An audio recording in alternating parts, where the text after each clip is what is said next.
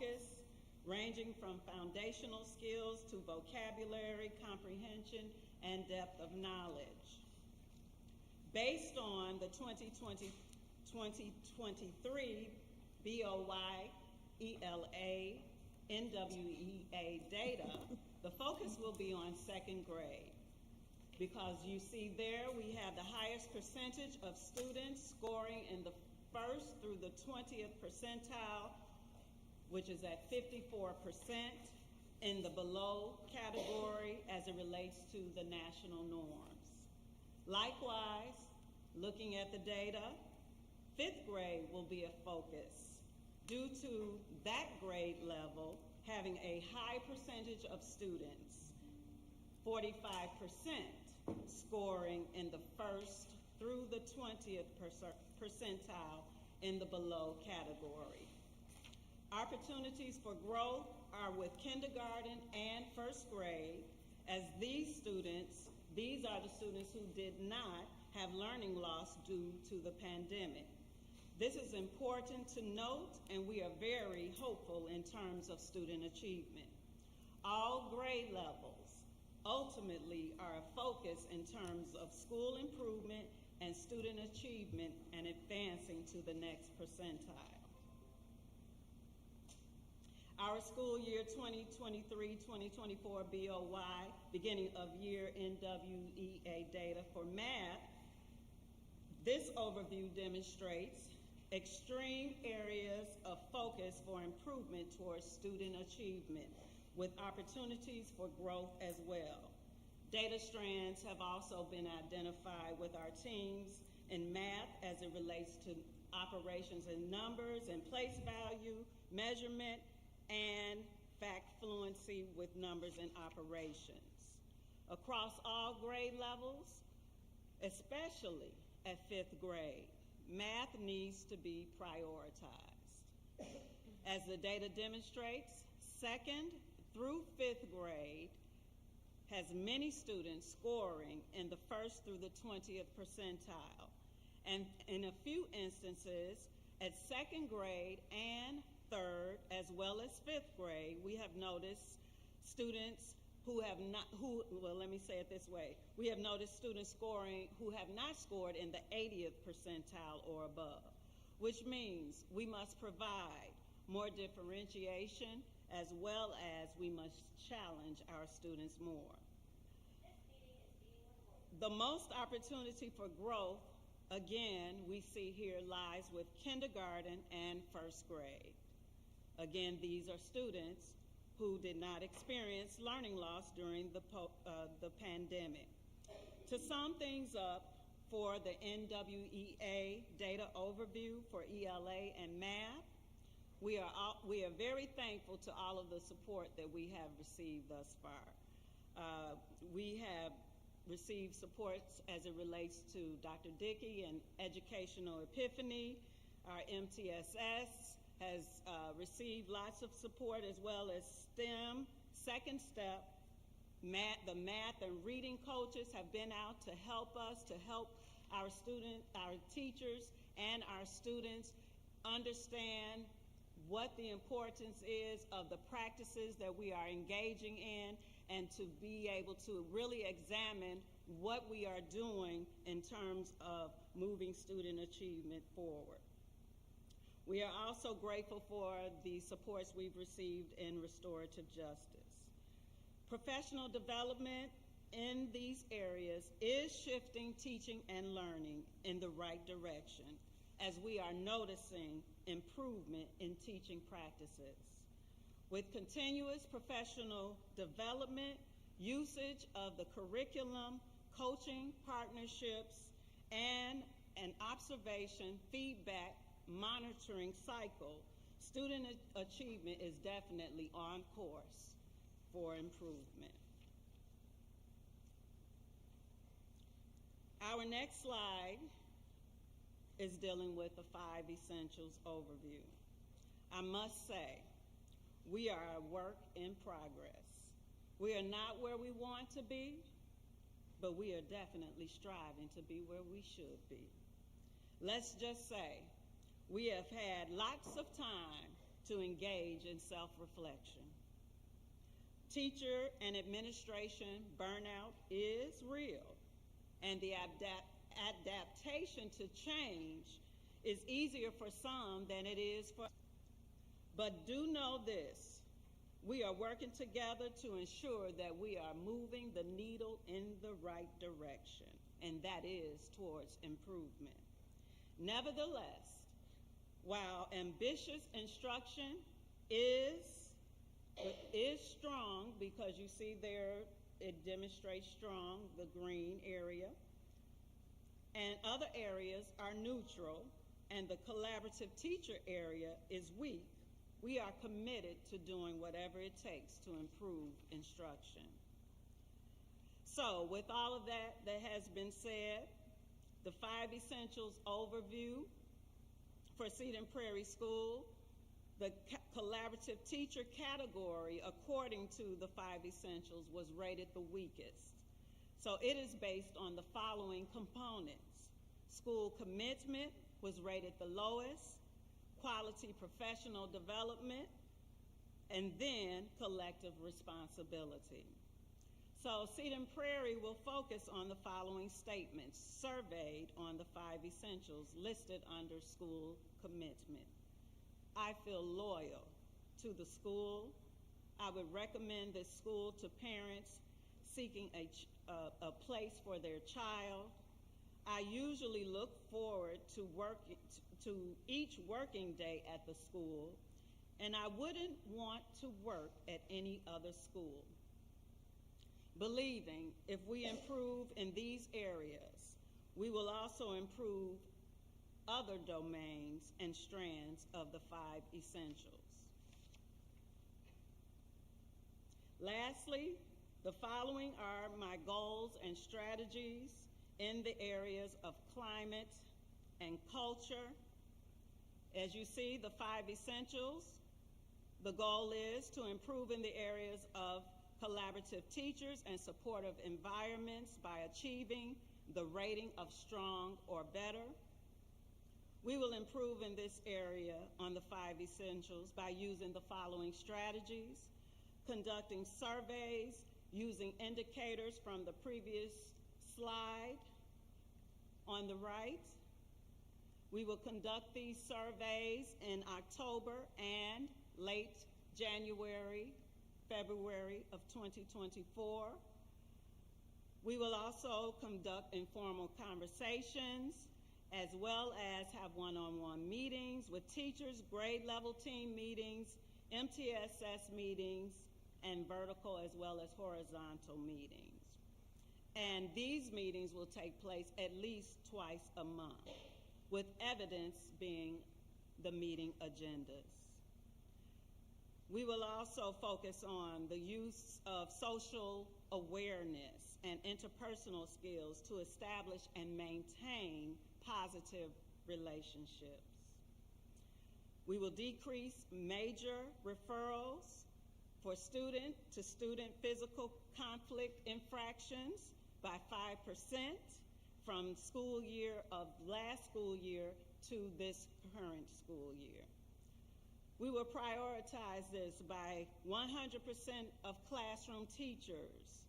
They will teach second step with fidelity.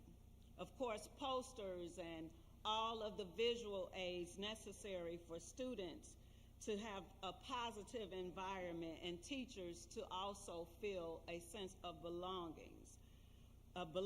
We will recognize their feelings as well as remind them of the visual cues.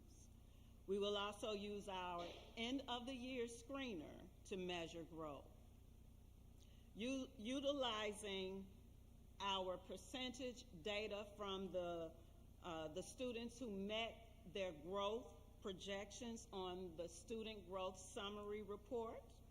We will focus on second grade and will increase by 10% in English language arts, which is reading, on the winter 2024 NWEA. Our strategies will include, of course, monitoring data and utilizing the data protocols as well as engaging in conversations that lead to student growth. Some of those conversations will be tough, and we understand that, but we must do the work so that our students have the high-quality Tier 1 instruction that is necessary for them to be successful. Likewise, we will increase reading for 5th grade. That will be a focus by 10%. And this will be in math. And that will be utilizing the same strategies as was mentioned for math. So this basically concludes my presentation for Cedar Prairie's Goals and Strategies presentation. I would like to ask the board, are there any questions? I have a question. Yes. Like, we have work that needs to be done, thank you, across the district. So I hear your strategies here. Do you think tutoring after school will be needed? And then if you feel like it's needed, do you feel like it's something we can accomplish with the shortage of teachers and subs? Yes, I do believe back-to-school tutorial will be beneficial. With the shortage, that will be a challenge, but at any rate, those that are willing to do it, that's who we're ready to work with. Okay, so you're saying that you're putting that into place? That's part of your strategy? Yes. Okay. Yes. Tutorial, yes. Okay. I'm sorry I didn't mention that, but yes, that would be a given for us to be able to implement. Okay, thank you. Are there any questions for the community? This concludes my presentation. Thank you.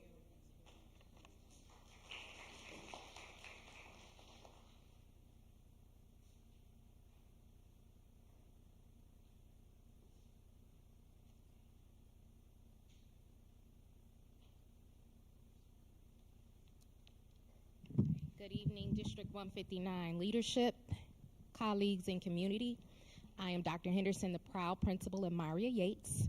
I am standing in the gap for my AP, who is out for a family commitment, but I would like to introduce Rose Gilman, who is serving in her principal residency, and she will be my co-presenter this evening, okay? All right. Aligned with our colleagues, we are also aligned with our District 159 core values, honing in on the following core values this evening: transparency, accountability, and partnership. We believe to educate, empower, and inspire the whole child by that student-centered approach, which is our core value. And we believe in the vision statement of ESD 159. We're going to go right into our NWEA ELA data. So for the beginning of the year, we do see many opportunities for student push and achievement.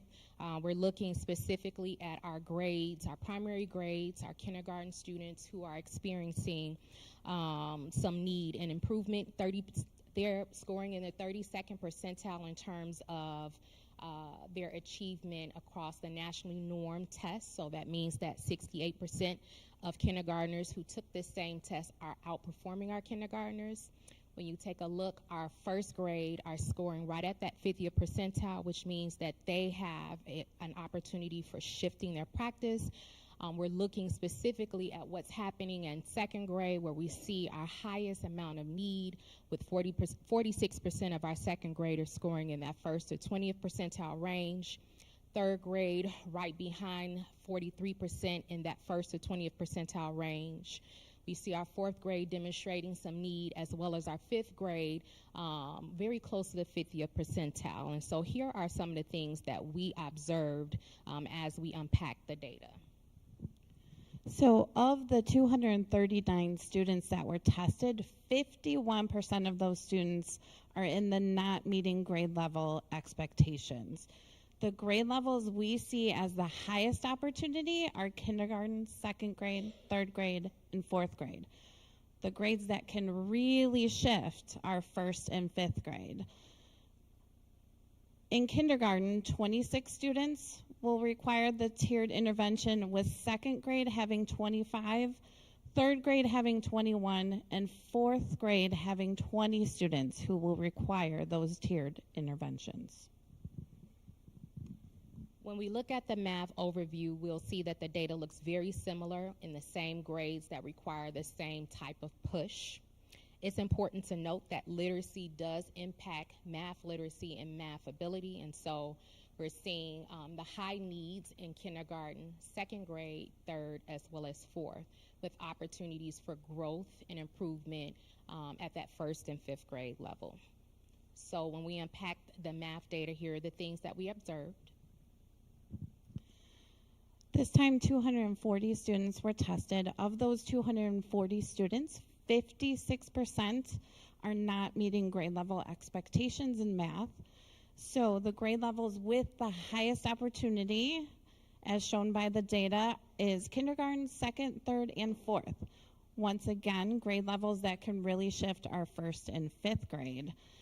In kindergarten, 25 students will require the tiered intervention. 2nd grade, 26, 3rd grade, 26, 4th grade, 24, and 5th grade, 20 students will require those tiered interventions. Just before we move on, it's important to note that when we're identifying the number of students who require the tiered interventions, that means we've actually identified the students who require their tiered interventions. So the information goes beyond what we see in terms of number. It's being able to name those students and name what their supports and needs are. So that is our academic data. Moving forward, we're going to focus now on our 5 essentials data. It is important to note that I am new and I inherited this data, but it is still important. It's still important for me to take a very close look at the data, understand, unpack it, make sense of what our next steps are as a school, because as you can see, 2 very important levers of the work are rated weak, right? Effective leaders. Well, you cannot have a lot of the strong indicators without effective leadership, and then collaborative teachers. If our teachers are not engaging in the collaborative practices, all of that stuff that we talked about, interventions in our academic press, won't be able to happen with fidelity. So in our professional learning community collaborative time, some of the noticing and observations were teachers indicated that they were not engaged in collaborative practices like peer observation and feedback cycles. Teachers indicated that they had high levels of respect for each other but didn't trust one another. Teachers also indicated that they did not receive quality professional development. They indicated they did not feel their colleagues were collectively responsible, and they indicated a commitment to the school's goals were weak. So this was done in a collaborative process through our new professional learning community structure of meetings together, every teacher in the building. I appreciate you bringing that point. So I didn't make these noticings and observations myself. It was important that I engage teachers to look at the data that they reported on the 5 essentials so that we can determine better root cause, like why does this data present itself as this? So thank you, Ms. Gilman, for bringing that out. When we move to culture and climate data, we're looking at, one, what some screeners could potentially tell us, and then infraction data. So one piece of data that we are waiting for is our panorama screener data. That screener closes Friday, and we'll have that data, and we'll use that data to be able to set some very clear SEL goals. So we do have one, but we want to align it to what the data says for our panorama screener. In terms of our infraction data, we do not have baseline data from the last school year. However, with the current use of Panorama and engaging teachers and using that to submit student referrals, we are now able to use that data to determine what types of supports will be needed and what tiered interventions will be needed at each grade level. With the use of Panorama, we will be able to disaggregate the behavior referrals and align the right support. So this brings us to the work that must be done this school year. As I mentioned, we did not engage in the data analysis process of 5 Essentials with collaborative teachers just as a leadership team. We engaged the staff in this collective sense making, which then allowed us to engage them in collective goal setting. So the goals that you see here are not just from your leadership team. So we determined that we wanted to improve our collaborative teachers metrics from weak to neutral or better. We also wanted to improve our effective leaders metrics on the 5 Essentials in the same way. The way that we intend to do this is by developing our collective efficacy. So that is not just a buzzword, but an intentional practice we hope to strengthen this school year. We want to strengthen our collective efficacy by strengthening the community and school commitment. We also want to develop a safe space for practice and professionalism, so being able to get that feedback in a safe space to try new teaching strategies without feeling uncomfortable or feeling like you do not trust your leadership to help you learn what you need to. And then finally, especially in that effective leadership category, we want to cultivate a climate of trust, and we can only do that through transparency and partnership this year. For our SEL Panorama Screener and our just SEL goal, we want to ensure scholars are able to develop self-awareness and self-management skills to achieve school and life success. Our priorities and strategies for this require the implementation of Second Step and PBIS with fidelity. We have a rockstar PBIS team who have gotten started this year in a dynamic way of making sure our scholars understand our 3 Bs, being safe, being responsible, and being respectful, and what that looks like in each and every part of the building and each and every move that we make.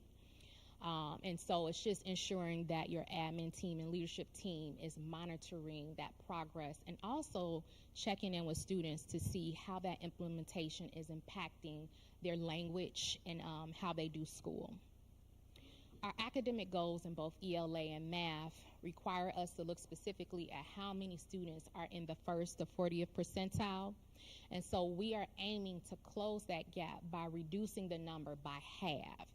This means for ELA that 25% or less of our scholars will fall into that percentile, and then for math, 28% or less of our scholars will fall into that percentile. And the way that we will do this is, 1, by building teacher capacity for targeted Tier 2 small group instruction.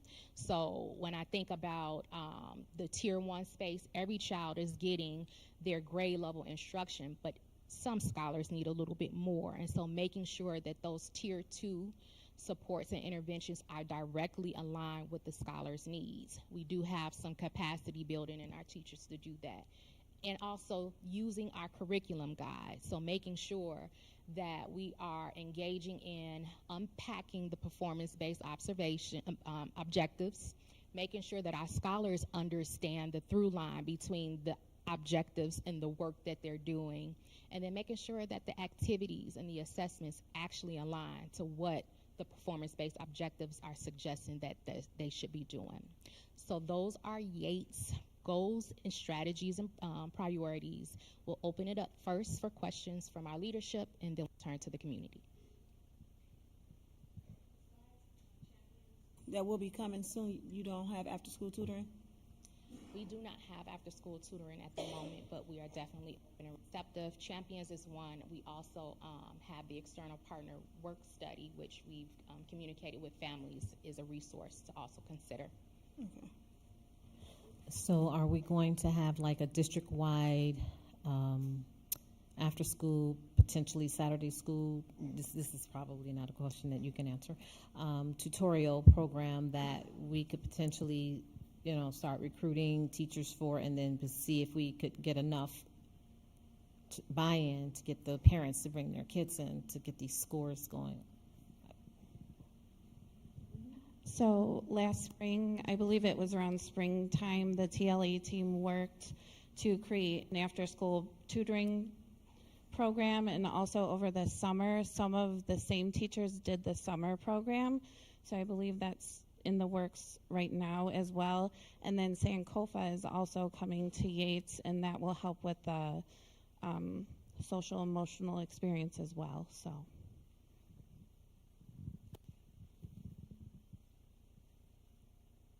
If there are no more questions from leadership community, thank you. Have a wonderful evening. Thank you, Yates.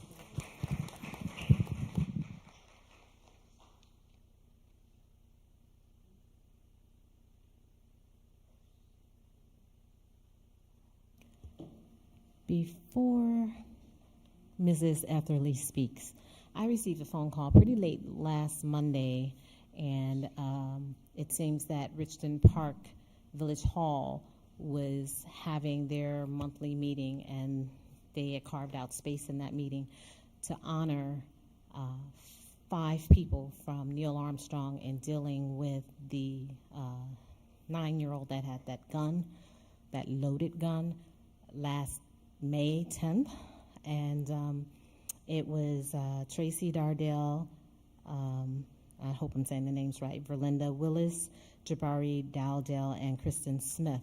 And the chief of police, along with the deputy chief of police, highly praised the way that that was handled in that building. And when that chief had that gun, he said when he was on site and realized he had a loaded gun in his hand, the outcome of that could have been so different. So they presented Mrs. Etherly and her staff with a beautiful resolution, which I'm hoping we can put it up on our website somewhere. And each of them received a beautiful plaque.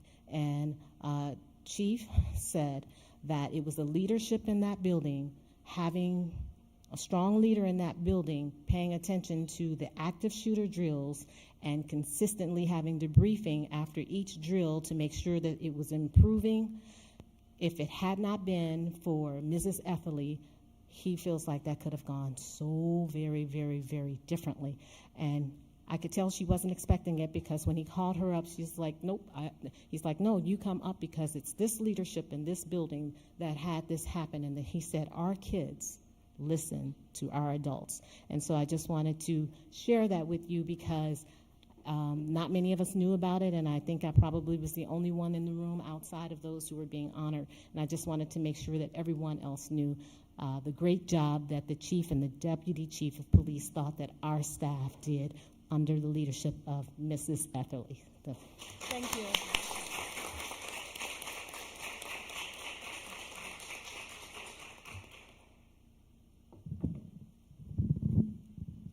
Good evening, Elementary School District 159 board members, Dr. Brunson, district and building administration, and all visitors.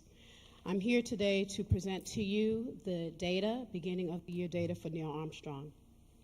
And before I do that, I just want to thank Mrs. Tancredi for being here. I know that many meetings you are required, but I also know that you're here because you're here, so thank you. Like my 2 colleagues before me, we also embody and put forth in front of our students and our teachers the core values, which you have before you, as well as the mission and vision statement. At every staff meeting at Neil Armstrong Elementary School, we take care to share these core values, but most importantly, identify which of the stated core values are applicable to whatever it is that we are addressing at that moment. And one of the things that we had learned from the TLA department under the leadership of Dr. Brunson is the importance of having a running deck, so that way if anyone misses a meeting or they are in need of friendly reminders, it is readily available, and it keeps what we do in front and center as open, transparent communication. In the spring of 2023, I had presented this particular slide, which covered the beginning of the year and middle of the year achievements of Neil Armstrong. As a friendly reminder, we focus our attention in 2 major areas, the blue and the green, because the green states for us meeting and the blue is exceeds. But we also need to take a moment and look at the red, because that is one of the lowest percentiles present on NWEA data, be it ELA, math, or science. And naturally, we want to see less red and more blue and green. We are very proud because when you look at the percentile averages, which is right in front of the red bar, you'll notice pretty much all yellows with the exception of one, and I believe that's in 4th grade, and the overall percentile, which is in yellow, which I do not have my glasses, but I believe that's like the 40-something to the 60th. Thank you so very much. I appreciate that. Because that also lets us know that our students are on track for college and career readiness. So we are very proud of our small astro scholars as well as our tall astros who are front and center of the education at Neil Armstrong. With that stated, you will see the levels of opportunity, and that would be in grades 4, kindergarten, and first. Now, I neglected to put the close quote in kindergarten because for kindergartners, everything is brand new. It's a clean slate.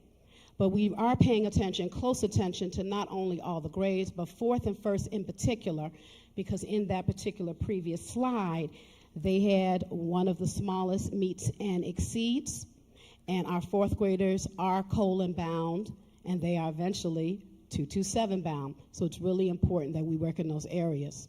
In the other column, you will see the identified targeted students in need who require intervention, be it Tier 2 or Tier 3. And that was with the assistance of the TLA department for those students that we really need to wrap our arms around. That does not mean that we do not wrap our arms around the other students, but what it does mean is it affords us an opportunity to create concrete efforts and collaboration with our families for those students in particular. If you ever have an opportunity to review the October newsletter that was published, you will see a video in which we are empowering our students to actually take control of their own parent-teacher conferences, discuss their goals, and allowing parents to ask their child, in turn, what they need to do to help them. That is something that we are striving for at Armstrong, and hopefully it will continue not only in 5th grade, but trickle down to 1st, because everyone owns a piece of the puzzle. This is the same slide that you will see for math. And then on your next slide, you have a further breakdown with the highest levels of opportunity in 5th, 4th, and 3rd. One of the things that was shared in our most recent TLA meeting is that numbers and operations in algebraic thinking in those areas are critically weak. That is important because eventually these students will feed into Colin Powell, where they will address probability and statistics. You cannot do that successfully if you do not have a firm foundation in numbers and operations in algebraic thinking. And like ELA, you will see in the other column, the students required in targeted intervention.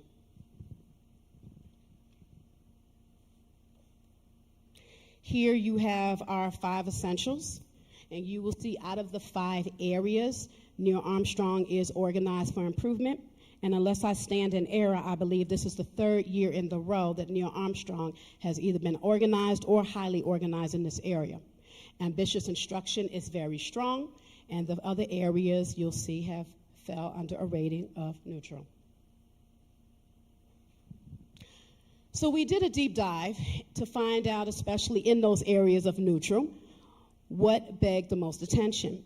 And then you will notice the rating score of 45 and 48, respectively, for collaborative teachers and involved families. And within each of those areas, you will see specifically where those areas lie for attention. Next, you will have our report. We do not have a report because Power School does not provide one in regards to minors and majors, but this is our overall infraction date of students, be it in school or out of school suspension, and we are a student body of just under 300 students. So as you can see, overall, our students are very highly self-aware and self-regulated. We are currently, like Yates and a few of the other schools, are awaiting the beginning of the year SEL screener, which I am confident will be shared with all once available.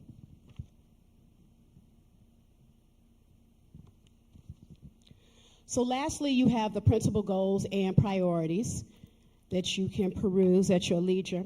So as I break that down as succinctly as possible, the ultimate priority and strategy to Neil Armstrong's success begins with me. It begins with me. It ends with me. And part of that is making sure that I do my due diligence to ensure that my professional saw is sharpened And the only way that can happen is through the partnership of all who have a STED code in 159, be it work with the coaches of the TLA, be it work with Ms. Ash and Dr. King involving Panorama and Second Step. It also means, and I quote, thank you, sir, maximize the use of my presence. That's very important. And as a dear friend of mine and colleague, Dr. Capozzi, once said, whether or not you get 2 or 3 informal observations in a day, you will always be busy. So we need to stay busy and about the business of witnessing and being and serving as coaches for our teachers. Again, I have the list of the priorities, and like last year, my goals remain the same. As it relates to my own professional goals as an administrator, we are going to look at those areas that I had cited earlier of the greatest opportunity, grade 4 for ELA and grade 5 for math, where there would be a 10% increase from the beginning of the year to the middle of the year. But we will continue through the use of our ILT, our instructional leadership team, as well as our SIP team, school improvement team. We will continue to look at the red and create a shift, as I shared last year, of our areas of decreasing those as well. It's also important that we will utilize not only the talents of the diverse individuals and administrators of 159, we will incorporate videos as additional PDs, whether it be from ASCD or the teaching channel. Thank you very much, Ms. Fields. That was something she recommended as well. And we will also continue to invite, like Ms. Edelman, next week is coming over to do some personalized coaching with our 3rd grade teachers. And also, as seamless as we can, balance the role of evaluator and coach. I myself have already gone into classrooms to help coach teachers with classroom management, because that is very important, because the students need to be able to self-regulate.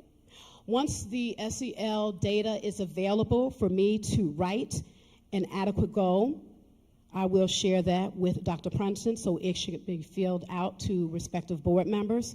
But in the meantime, what is important in Neil Armstrong is the power of self-regulation. That means you need to be able to self-monitor. Where are you in your spectrum of humanity? You need to be able to engage in self-instruction. How do you talk about yourself in the good and the bad? How will you goal set? You are your own competition. And how will you self-reinforce? How will you celebrate, even if you're celebrating alone? Because who you are as an individual makes a difference, because it all begins with me, and it all begins with you. That concludes my presentation. Thank you.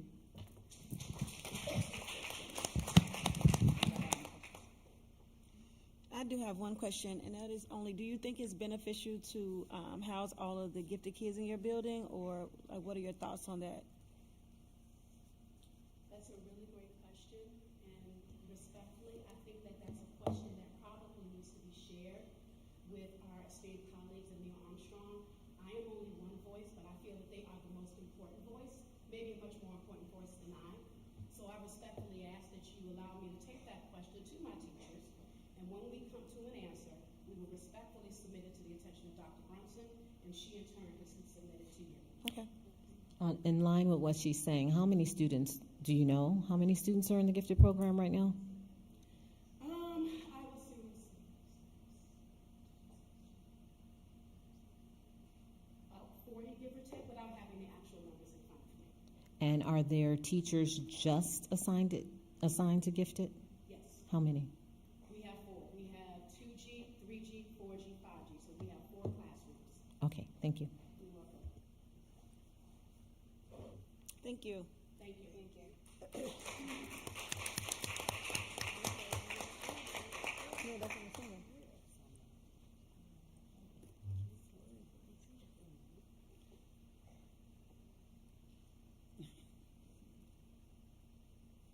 They need to grow together.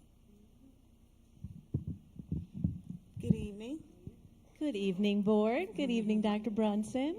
Good evening, community and leadership. Dr. Mays and I would like to present the 2024 Woodgate Goals and Strategies.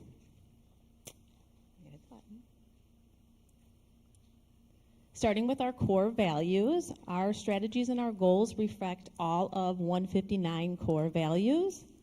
as well as our mission and our vision statement. We're going to start with our beginning of the year data. Just as my colleagues did, we're going to look at ELA for our fall benchmark. We have listed them by grade level as well at the bottom as our overall school data. We have some work to do. We are in the yellow for most grade areas. Our kindergarten, though we are starting out strong. So that goes to show that our preschool program is preparing our students for kindergarten. Some of the other observations that we made while looking at this data is that we tested a total of 216 students. 44% of our students are not meeting grade level expectations for ELA. The grade levels with the highest opportunity for growth are 4th and 5th grade. We have also listed the number of students that require Tier 2 and Tier 3 interventions. Starting with kindergarten, we have 5 students. First, 15, 2nd grade, 13, 3rd grade, 14 students, 4th grade, 27 students, and 5th grade, 16 students.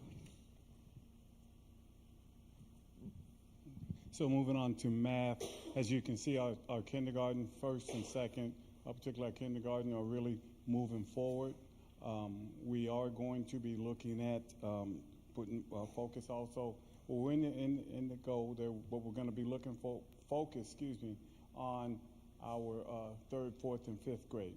Okay. We did test 216 students.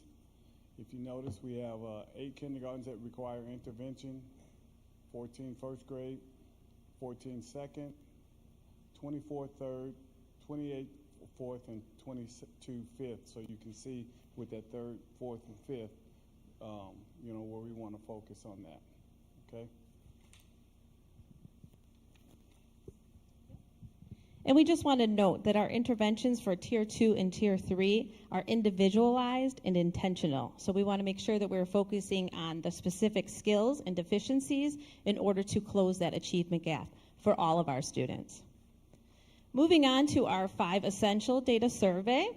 For 2023, Woodgate Elementary School is well organized for improvement. We are very strong with ambitious instruction, very strong with a supportive environment. We have strong, effective leaders, strong, involved families, and we are neutral for collaborative teachers. We learned from this data that we want to focus on collaborative teaching. Woodgate is performing neutral on collaborative teaching. We have a score of 53. 60 is strong. Our teacher-to-teacher trust is neutral. It's at 58. We would like to surpass that 60 and become very strong. Collaborative practices, again, are neutral at 58. We also listed quality professional development. We are strong at 61, but we would like to be even stronger. We would like to be very strong. I think that's the most important aspect up there, is that we are providing that quality professional development for our teachers to take back to the classroom and use on a daily basis.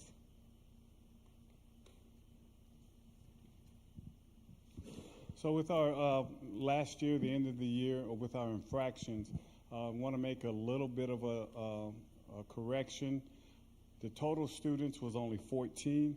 What we had was there was a student that was in a situation with another student, but that one student was put in twice. So that's only 14, which means the infraction was 21.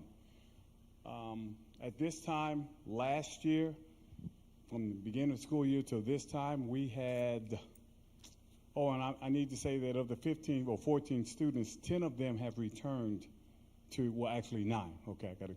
9 of them have returned. So they're still in the building, which brings me to infractions that was happened between the beginning of the school year and now last year.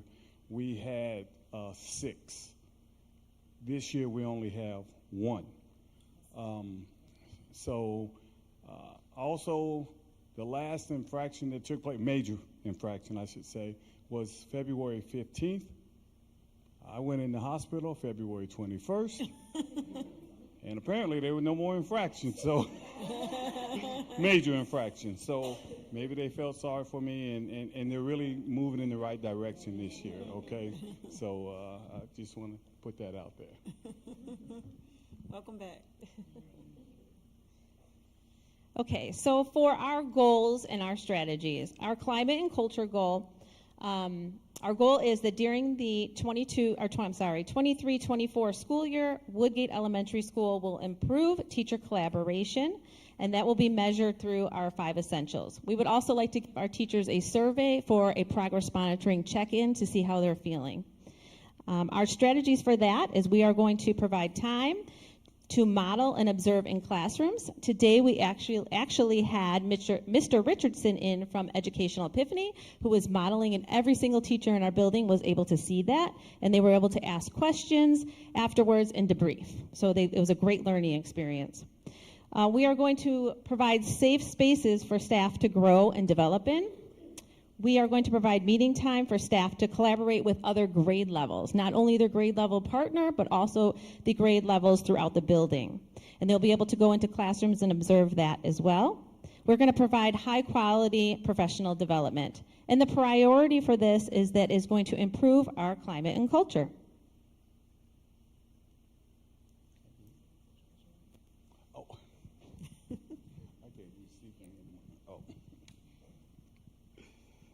As far as our social emotional, our goal area, social emotional learning, my eyes. During the school year, we're going to reduce the number of discipline infractions, and I think we've actually started doing that right now. And basically we have 100% of the teachers that are we're looking at the second step curriculum, and they're really being proactive in what they're doing as far as infraction with students and working with the students, and not just, because you can suspend a student just real quick anytime or something like that, but we're actually restorative and working with them. And the students have really, it's a big difference. The culture is different with our students, and I really appreciate it. Like I said, if it's because I was in there, I'm okay with that. Okay, and lastly, we have our academic growth. So for both reading and math, we want to look at our overall data. We want to improve this data, and there will be a 10% improvement for the total students meeting and exceeding the goals. So that green and that blue, we want to move our students over. We also want to move our students, though, that are in the red. That is so very important that they're making that progress. And the way that we're going to do that is we have we utilize our curriculum guides that are provided from Teaching and Learning. We are using daily whole group and small group instruction. We have targeted intervention groups. We're implementing standard-based teaching.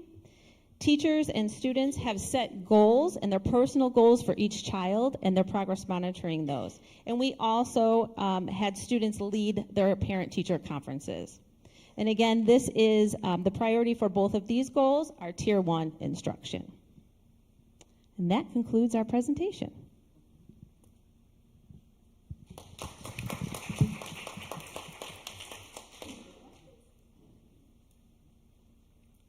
No questions.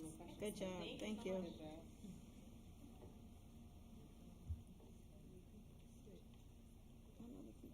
Like I should have worn a mask.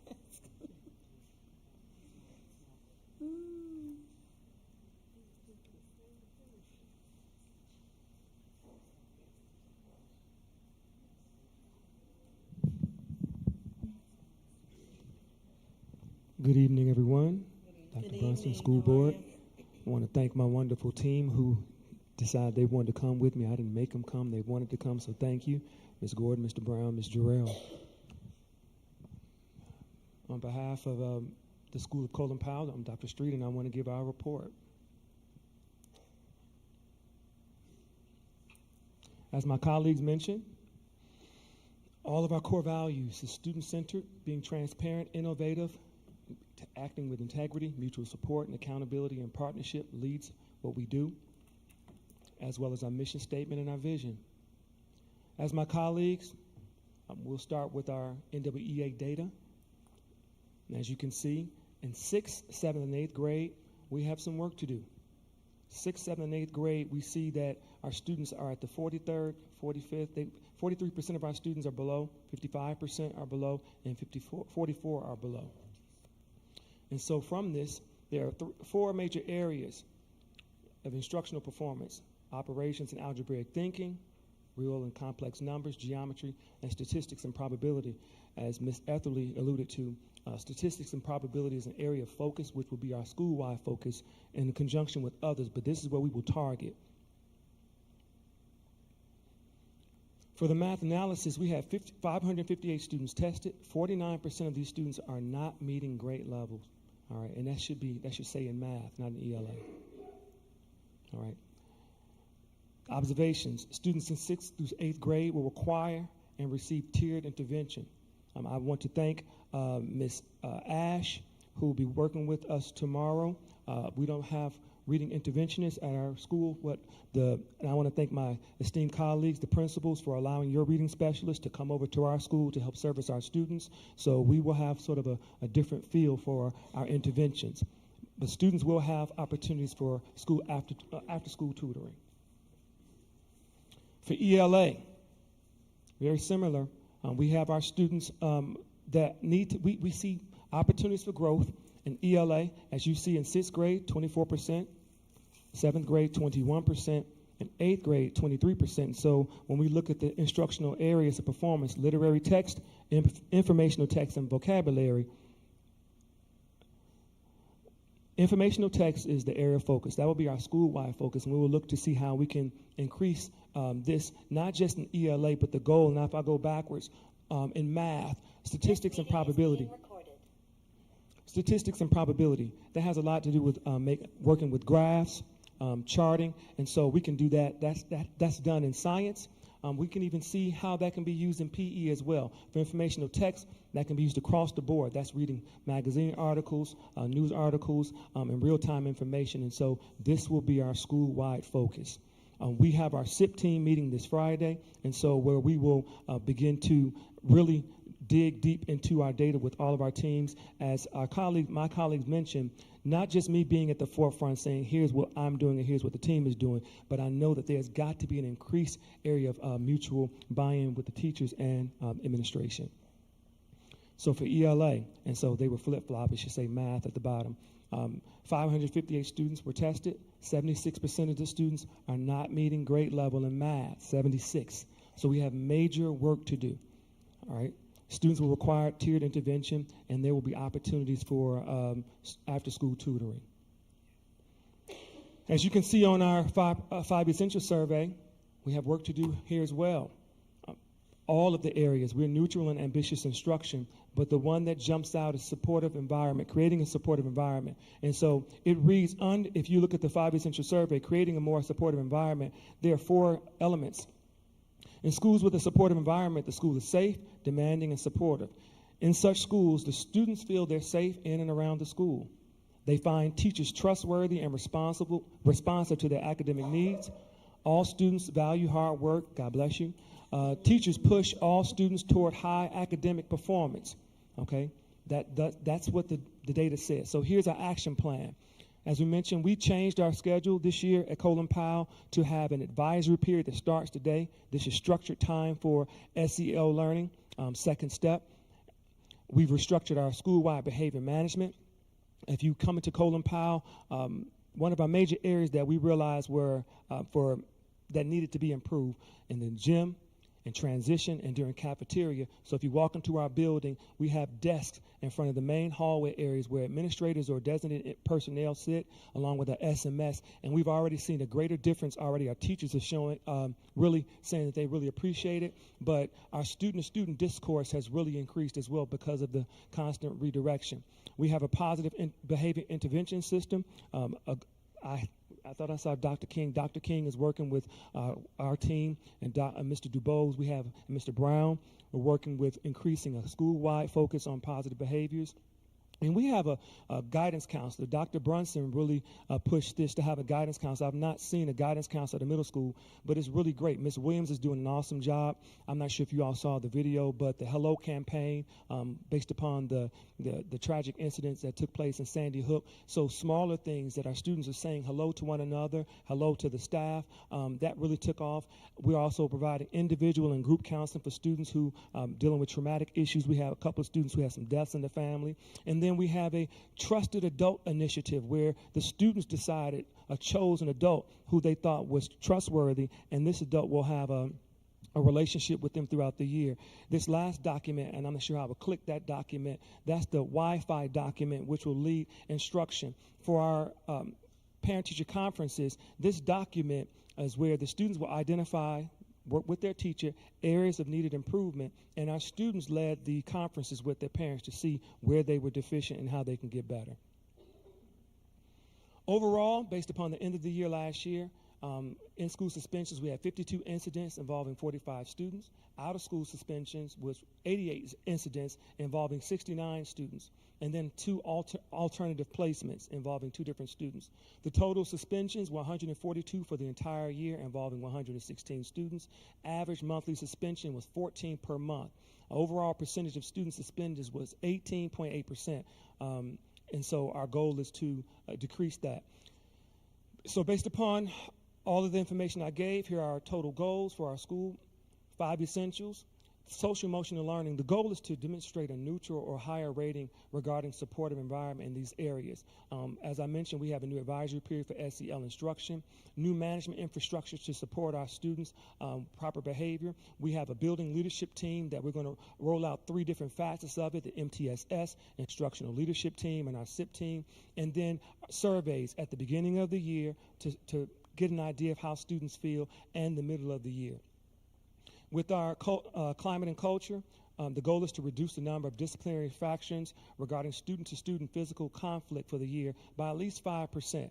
All right. With that, we're using our second step program, talk and advisory, but as well to monitor instruction and provide feedback weekly using our building leadership team to come up with ideas, not just with me or the administrative team. What are things as a school that we feel that we can do better and that our kids may need? And then lastly, monitoring data on a monthly basis to analyze how our discipline trends are going. And then the last 2 is ELA and math. For the middle of the year benchmark, there will be the goal is to have a 10% improvement in school-wide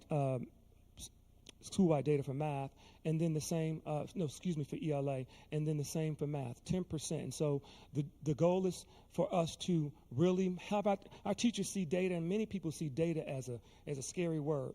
But when we go through this piece by piece, this is going to drive us into developing our small groups, implementation for our tier 1 through 3 instruction, the use of our curriculum guides. Dr. Dickey came over to the school today and did model lessons with our students. Our teachers were able to observe this. There were many aha moments from the teachers, administration, and even maybe even Dr. Dickey himself. But the students really enjoyed it, and they're expecting that piece of Dr. Dickey for lunch. But the use of the curriculum guide, implementation of the different ed tech programs, as I mentioned, educational epiphany for our Tier 1 instruction, classroom observations and timely feedback, professional learning communities, and our building leadership team, again, taking a leadership role in the forefront with administration to establish more of a unified presence. And that concludes my presentation. Any questions?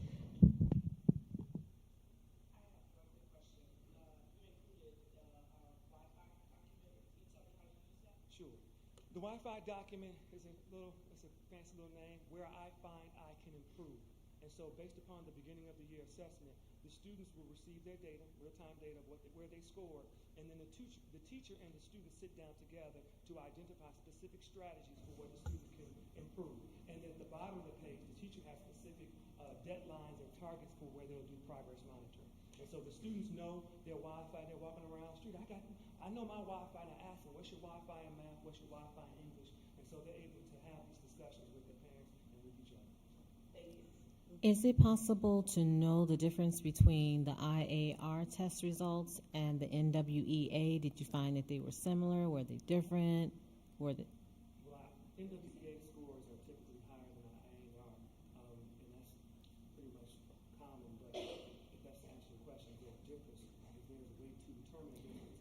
those two tests are linked, how they compare, that's not. It's very different. Okay, thank you.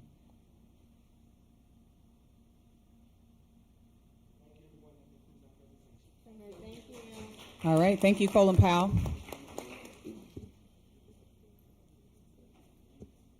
Now we'll be switching to our partnership with Educational Epiphany. You can turn it around the other way. There you go. Good evening, board chair, board members, Superintendent Brunson, leadership and community. My name is Danielle Dickey, and I have the honor and pleasure of serving school districts in 40 states and a growing number of countries in an effort to improve student outcomes.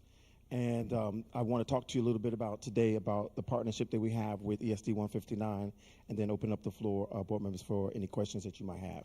So as a former third grade teacher and high school English and Algebra 1 teacher, I only saw my classroom. And as much as I thought I understood about teaching and learning, I had a narrow view of it because I saw it through the 100 or so kids that I taught each school year. And teaching third grade, it's only, about 30 kids. And so then I became an assistant principal, and then I realized that I had a narrow view of teaching and learning. And my classroom got bigger as an assistant principal. That entire building became my classroom. And then I became a principal shortly after that, and that entire building was really, as you said, started and stopped with me. And so I was responsible for children at a very new level. And I admit from listening to principals today that the principalship is a complex and demanding role, and I respect it completely. And so as one of your thought partners, I want to talk to your board and your community a little bit about how my goal is, and our goal as an organization is to help you get your children to proficiency and beyond. So I want to share some data. And by the way, I want to thank Richard Bork, who flew in from New York. He's my right hand to be a part of this conversation and this body of work. So consistent with the data that was presented, board members, by your principals today, almost 70% of all third graders aren't reading. That's nationally. And I get to see it in the 40-plus states. So what your principals presented, what they're grappling with is not unique to 159. It's a national issue. And this data is from the National Assessment for Educational Progress. And I'm glad, Board Member Franklin, you brought up those two different assessments, because the NWEA is a norm reference assessment, which means that's how ESD 159 stacks up against children all over the country. Right? So you're competing against children all over the country to get into those percentile brackets. And all over the country, only about 30-some-odd% of third graders are reading on grade level, and your data is consistent with that. Okay? Only about half of all eighth graders are reading at the grade level expectation in America, and your data is consistent with that. And the same is true for 12th graders. And so why is this important? Because folks are building prisons based upon how kids read in elementary and middle school. That's why this is of utmost importance. And so the root causes for what's happening across the country, as well as in 159, it really can be resolved in two ways. Way number one is to address your learning to read gaps. Address your learning to read gaps. So when I met ESD 159 about a year ago, I met you with learning to read gaps. And what's a learning to read gap?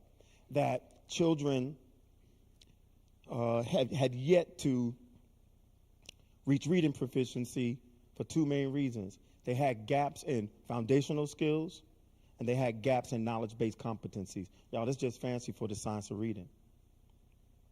And science of reading has been around for 100-plus years. It's not anything new, but when I met children and when I met adults in your organization, there were gaps in what it takes to get kids to learn how to read.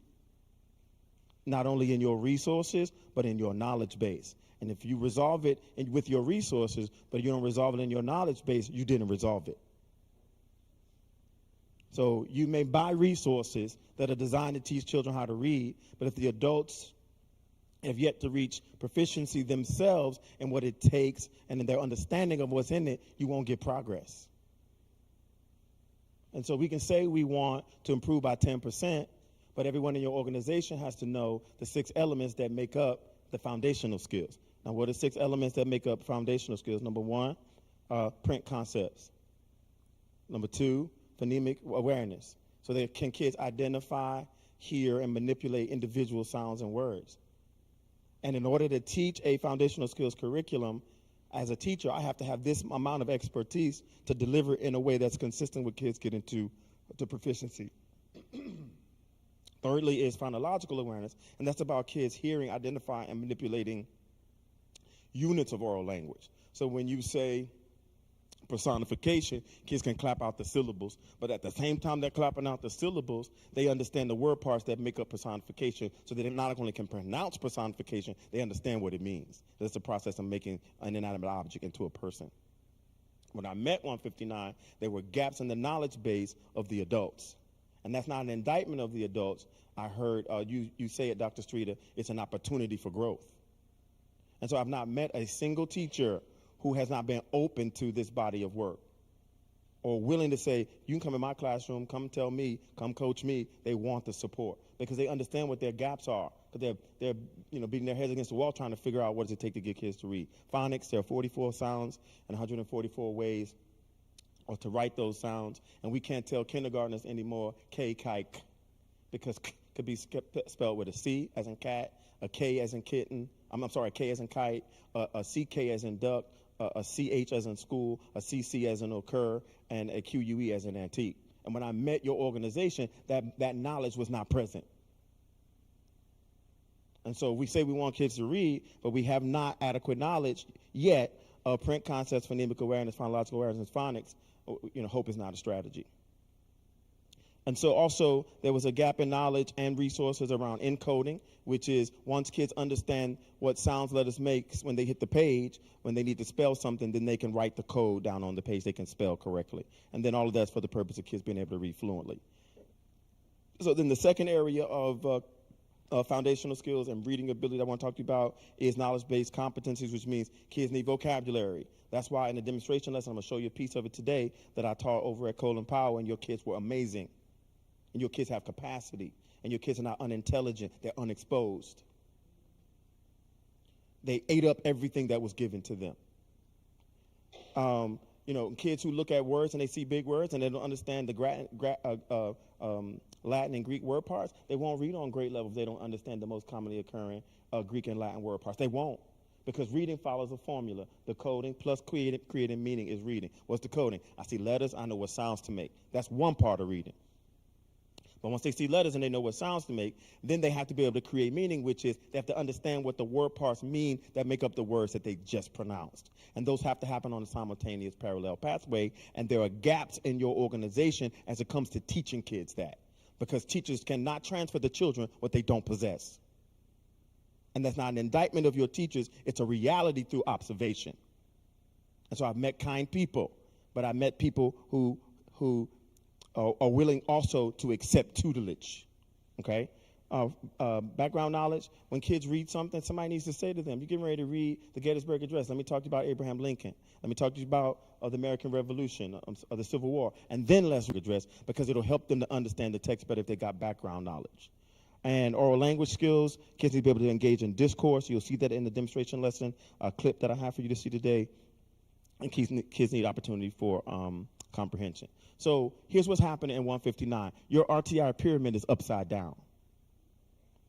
When I met you a year ago, it was upside down. It's still upside down. How do I know it? I'm looking at the data from principals. And what does that mean? The vast majority of your students are in need of some level of support, which means you can't intervention your way to improve in ESD. You have to tier 1 your way to improve in ESD. And what's tier 1? What are kids receiving every day in every class? That's more important than a pullout. So when kids walk into an English classroom at Colin Powell, what are they getting that they also get when they go to a science classroom, when they go to a math classroom in that same building, when they go to a physical education classroom in that same building? Something's got to be common. That's tier 1. And then for your kids who are in need of intensive support, that means those are the kids that are in the bottom 5 percentile, and those are your candidates for intervention, because everybody else is in the same boat. Y'all with me? And the school districts that I help to flip their RTI pyramid, and there are many, here are a few of them. Over the course of 4 years, when I met these folks, their special education population was 24% proficient. Y'all see it? And after year 3, they jumped to 74% proficient for students with disabilities. Y'all, that's statistically impossible. Which means what? 5% of the children in this nation who are grappling with a disability are proficient. We got them to 75% proficient, which doesn't happen in this country. But how did it happen? Tier 1 instruction. It wasn't about pulling kids out with special needs. Yes, you need pullouts, but what are you pushing in? So that's what our partnership is about pushing a small number of instructional practices into every classroom. Y'all look at the races there. Asian, African American, white, Hispanic. We closed the race-based achievement gap. Y'all look at farms. Those are your children who qualify for free and reduced meals. When I met them, they were 50% proficient. I heard a number 50 from one of your schools today. And by the time the year 4 was over, they were almost at 90% proficient. Look at those English language learners. When I met them, they were 26% proficient. When I left them, they had jumped to 80 at some point, percent proficient. Statistically impossible in this country, doesn't happen. The same is true all over the country. You will see our work in South Carolina and in Arizona. You'll see our work in Alabama and in Tennessee. And I'll bring up Tennessee because I've worked with them for a very long time. And it's really important that I say this, that when we put these practices in place through solid school-based and central office-based leadership, kids improve. Because underperformance has never been about the zip code. It's been about the quality of the instruction inside of the zip code.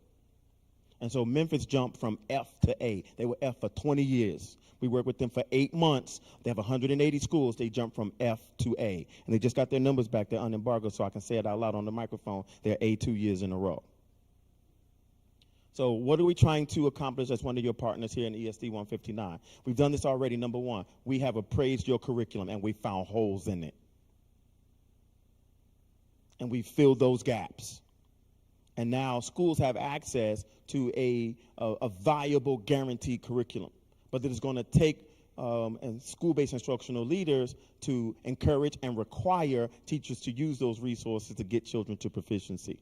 Because here's what teachers do in this country, and ESD 159 is no exception. Teachers in this country, they go to websites and they find resources that are not aligned to the expectations of your standards, but then children get assessed according to your standards. Number 2, we are providing multi-tier professional learning. So what we say to teachers, we say to teacher leaders, we say to APs, we say to principals, we say to principal supervisors, we say to your executive team, and we're saying to you now. Because when you train the trainer, there's an assumption that the trainer can go back and turnkey that professional development in the same way that it was originally intended, and that's not true. There's a great deal of empirical research that suggests that training the trainer doesn't work. Y'all ever played a game when you were younger, y'all still younger, and you pass that message down the can, and then by the time that message gets to the end of the can, the message is completely different. It's distorted.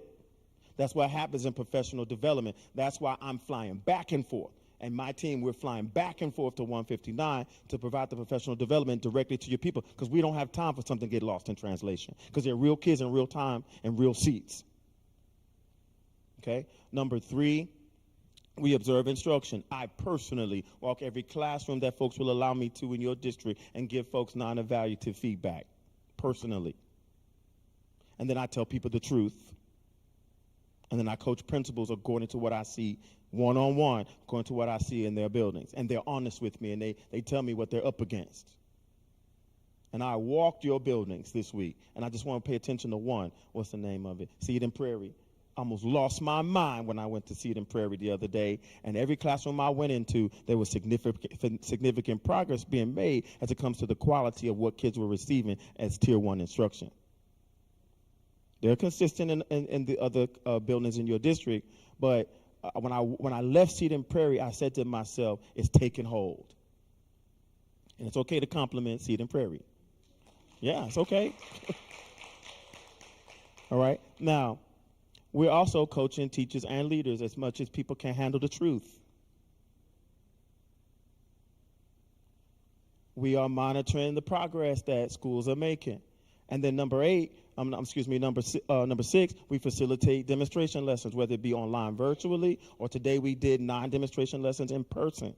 Because it's one thing to tell people what we want them to do, but it's another to show them. Okay. Number 7, reporting progress to the stakeholders, and I would love to be able to report continuous progress to you board members and community members through the superintendent. Because it's important for you to know where your investment is taking hold. You're supposed to get return on your investment. And ESD 159 will not be the first district that does not get return on investment. That is in partnership with Education Epiphany. Then finally, number 8, it's important for us to provide certain benchmarks during the school year, recommendations for continuous improvement. So as I said before, we got a team.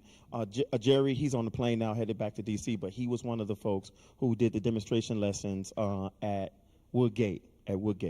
And Richard is here with me today. And then I brought another one of our team members, Pam Inley. She's from Arkansas, so she's back on the plane going to Arkansas right now. So we fly all day and night the previous day, and then we work, and then we fly all night to get to the next place to be of service to as many teachers and leaders as possible. So what have we done for 159 thus far as it comes to this partnership? We provide a whole group, small group, and one-on-one professional development for key central office leaders, and they see instructionally differently because of it.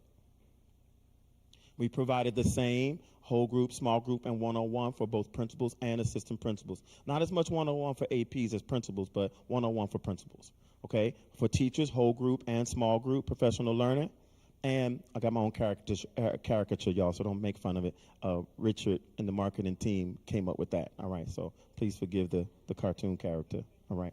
All right, so we've been working on 4 instructional practices with ESD 159, number 1. And I'm talking about Tier 1 instruction that should impact your interventions. Number 1, present students not with the whole state standard written on the board. That doesn't help kids, and it never has. What helps kids instead? An objective that might be on the teacher's board for several days.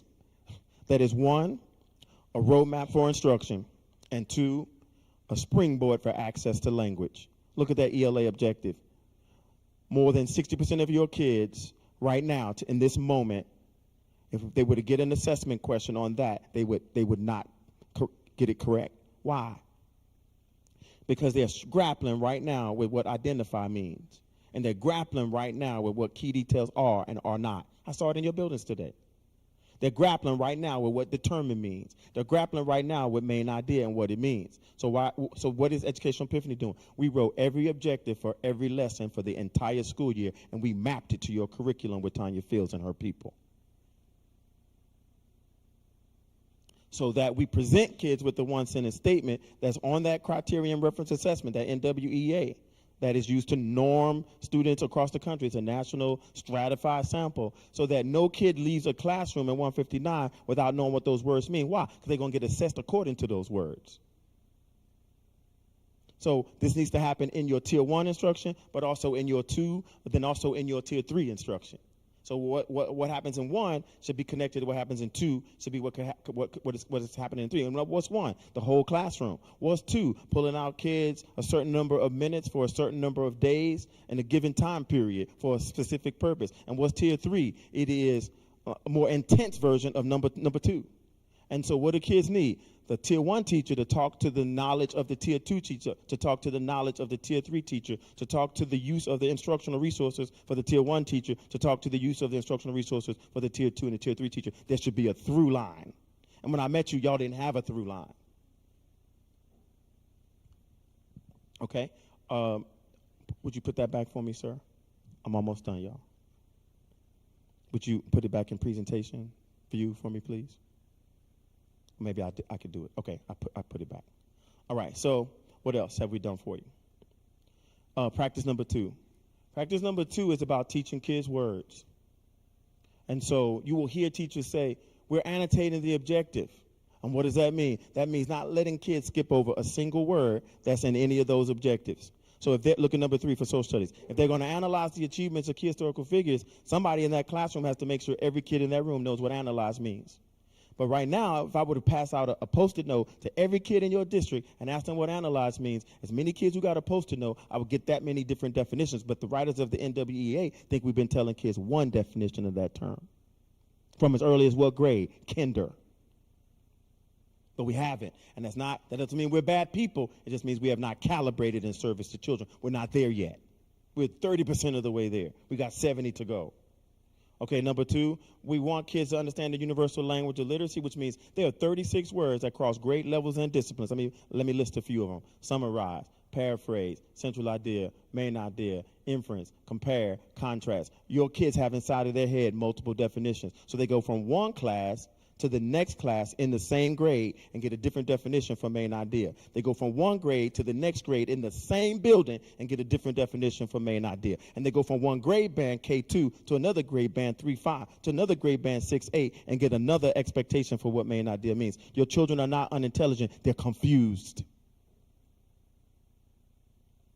Number 3, word and definition word walls. It's fine for teachers to put up words on the wall, but the definition should be there too, so the kids have a place to check and recheck their understanding. So we're working with everyone in your organization on instructional practices 1, 2, 3, and 4. We only have 4. And last year, I have to tell you the truth, we thought this too shall pass. And so what do we do? I'm telling the truth. Board president, board members, community members, principals, y'all know I'm about transparency. That's one of your core values. We played with this last year. And it showed. It shows in your numbers. And so why be in partnership if we're going to play with it? So, I called the superintendent, I called Tanya Fields, and I said, look, I need to make sure that I'm here more than the contract even says so I can be of service to you. So I know I got a certain number of days on the contract, but I need to double that number so I can be here more often, so I can be of service to make sure children are being served to the utmost. So I could go through this list, but let me point at number 6. Point of use annotation. You're going to see it in the video I'm going to show you in a few minutes. Kids are reading text up here, above their head. But in America, and in 159, you know what we're inclined to do? Kids read down here, the text is up here. In America, we bring the text down to kids. You know what we should do? Bring children up to the text.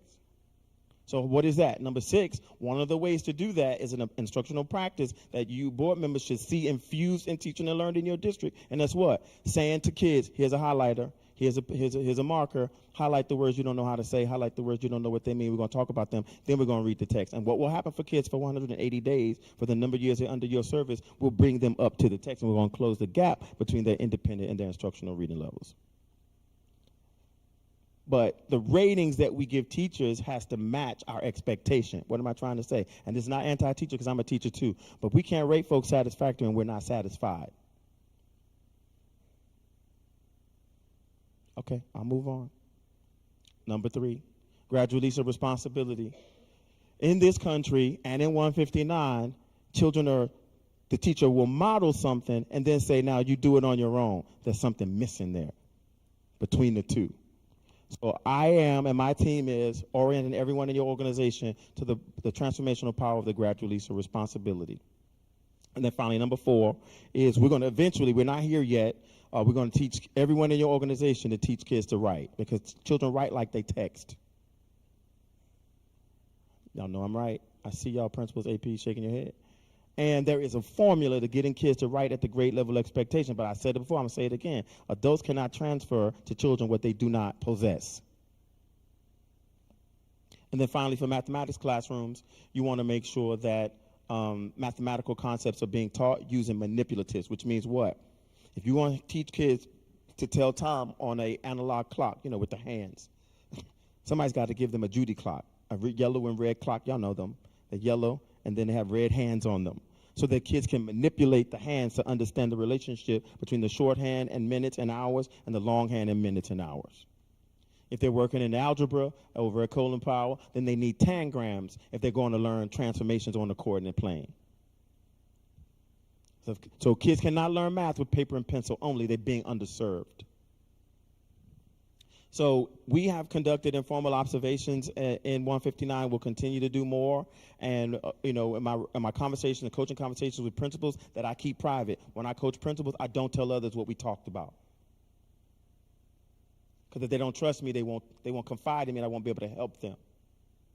And so I have made recommendation to principals that they use a walkthrough form that's consistent with these 4 practices. So when they walk classrooms, they look for evidence of these 4 practices, and if they find sufficient evidence, tell people thank you. And if they don't find sufficient evidence, tell people the truth.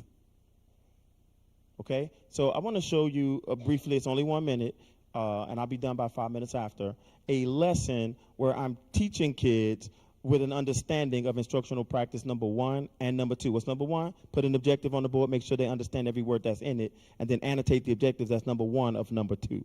So I'm going to play this video, and what I want you to see is I asked kids about the words that were in the objective, and they thought they knew them, but when I asked them what they meant, they didn't know what the words meant. I spent about 15 minutes in teaching them what the words meant, and I get one kid to summarize it for everybody in the room. Y'all take a listen, take a watch.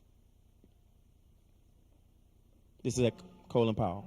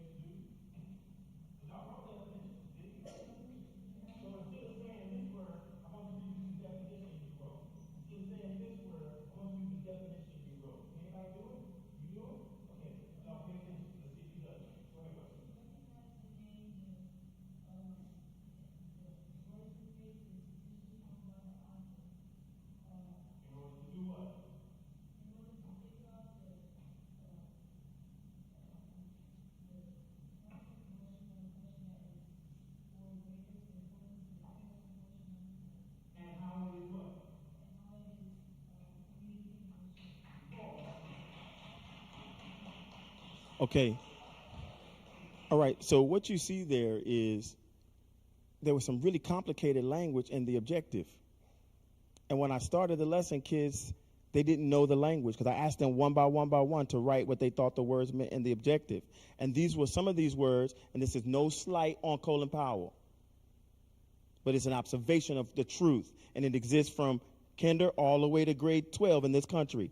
They could give you an example of it, but they couldn't tell you what it meant. Are y'all with me? So then I tilled the ground. I planted the seed. I watered it, and this was the harvest. So a kid said, I can tell you what we're getting ready to do, and he used the definitions instead of the big words that he didn't know before. And the other kids, they erupted in applause. Why? Because they had the same epiphany. So when should that happen for kids? In Tier 1 instruction, which means in the whole classroom. And then in the Tier 2, and then in the Tier 3. So there are others, I'll just leave it for you so that you can watch, including observations that were made by the teachers, okay? So we have a set of supplemental resources available to ESD 159 now that you did not have when we met. One definition for really important terms across grade levels and disciplines. So there's one definition for analyze in all of your classrooms. Now we just have to recommend teachers to pick it up and use it. Are y'all with me? So if the word analyze comes up, people can't fold their arms and say, I don't like that definition. Because the writers of that assessment, they think we've been telling kids the same definition for many, many years by the time they leave 8th grade. And the truth of the matter is, we haven't. That don't make us bad. This means we haven't calibrated in service to kids. And some people, y'all, they hate the sunshine and the rain, no matter what you give them.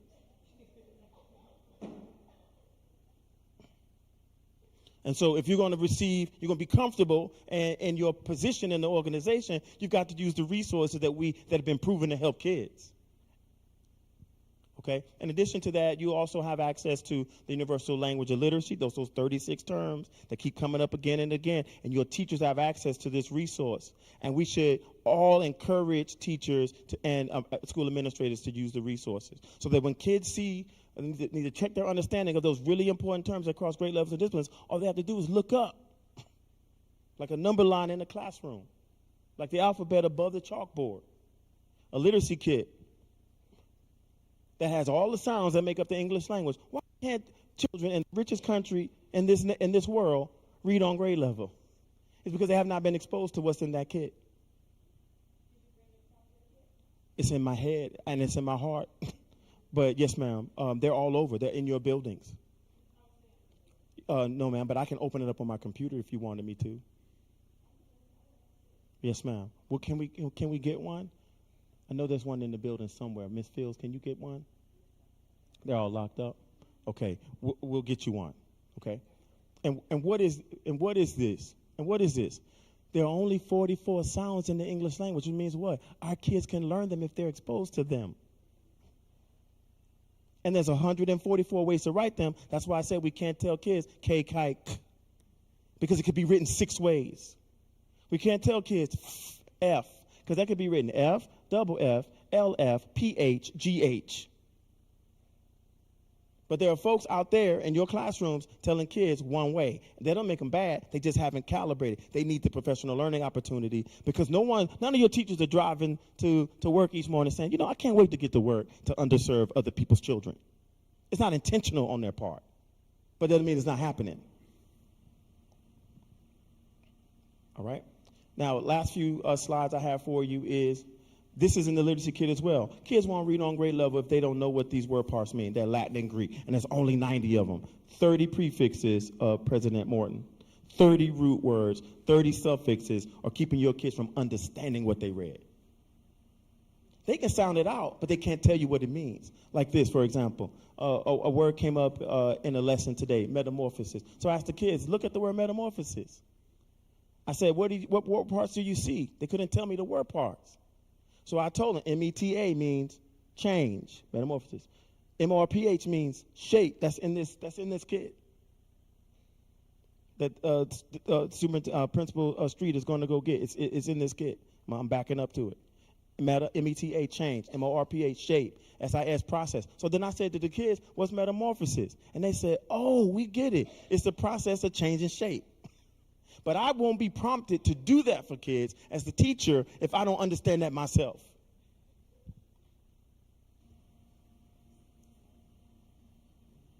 We'll just say, they'll just skip over the words. And if kids skip over words, but then we want them to analyze U.S. seminal documents of historical and literary significance with a focus on themes, purposes, and rhetorical features, and they don't know what the words mean? There are also some words that kids need to be able to spell on demand that our kids cannot spell on demand right now, and they're called FRI sight words. And so we made this resource available to 159, but we got to see use of it. We can't let people let it collect dust because it's what kids need. And then we also combined our interpretation. Okay, Illinois, y'all have had the same standards for about 11 or 12 years. How long are we going to keep unpacking the same standard? So here's what we did. We took the standard and once for all said, that standard means do this for kids. And here's the questions you need to ask kids. And here's the definitions of the terms that kids need to know to do well on the assessment. And here's the graphic organizer you need to release kids to independence. And here's some text that you can use if you run out of text in your core curriculum. So we supplemented your core curriculum because your core curriculum, like all curriculums in the country, they have gaps. They had gaps. So here it is, the standard, the objectives, the interpretation, the reflection piece, the academic language, the graphic organizer, the right questions. Because if I don't understand the standard myself, I won't ask kids the right questions as teacher. And then the text, so that teachers don't have to look for text to teach the expectation of the standard. We've done the same thing for you for science and mathematics as well. Also, this school year, last 2 slides, this school year, we've also made available to you through our partnership resources that are designed to teach kids how to read in whole group and in small group. And your resources, when I met you, were lacking significantly. And so this is the science of reading, built on the science of reading that everybody's talking about that's been around for 100 years. And 4-page lessons to go with each book. So every one of your elementary classrooms has gotten about a range of 900 or so books and the teacher's guide to go with the book, so that it's not just a book that the teacher can put in front of kids. Hey, y'all, frogs are green. No. It's every kid can touch the book, and then there's a 4-page lesson that the teacher can use to teach kids phonemic awareness and phonics and so forth, because kids have gaps. Okay, y'all, that's it. My prepared presentation. Do you have any questions for me, board members? do. Yes, ma'am. So what is the tool that you use to measure success pre-epiphany and post-epiphany? Okay, yes, ma'am. It is performance on end of grade and end of course assessment, norm reference and criterion reference assessments. And so when your State Department issues the end of grade assessment for grade 3, we show our impact there at the end of the school year. But then there are indicators along the school year like benchmark assessments, which is not a part of my relationship with ESD 159. So a benchmark, okay, here's what ESD 159 did not have when I met them, a balanced assessment system. And it's impossible to improve a school district in the absence of a balanced assessment system. So a balanced assessment system, Madam Board Member, think of a pyramid. At the bottom of that pyramid is teacher-generated assessments. But teachers have difficulty generating assessments in alignment with the expectations of the standards in the absence of an understanding of the standard, and that's who I met.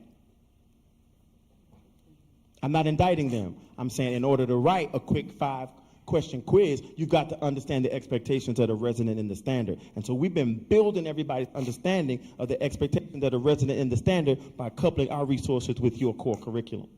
Because teachers will look at the standard and say, I'm going to teach a piece of it, but then kids get assessed on the whole thing. So it is to help you to get a balanced assessment system. So teacher-generated assessments are in place and accurate and giving teachers real-time data that they can use to facilitate mid-course corrections. And then above teacher-generated assessments in the pyramid is unit assessments that we provided as a part of our relationship with you, because you didn't have them when I met you. And then what's above that? Benchmark assessments, which are what? Every 9 weeks, an assessment on what has been taught, so that you don't get to the end of the school year and realize kids need to be retaught something. So you need a benchmark assessment every 9 weeks for your core content areas. And then above that is your end of grade and your end of course assessment, Board Member Franklin.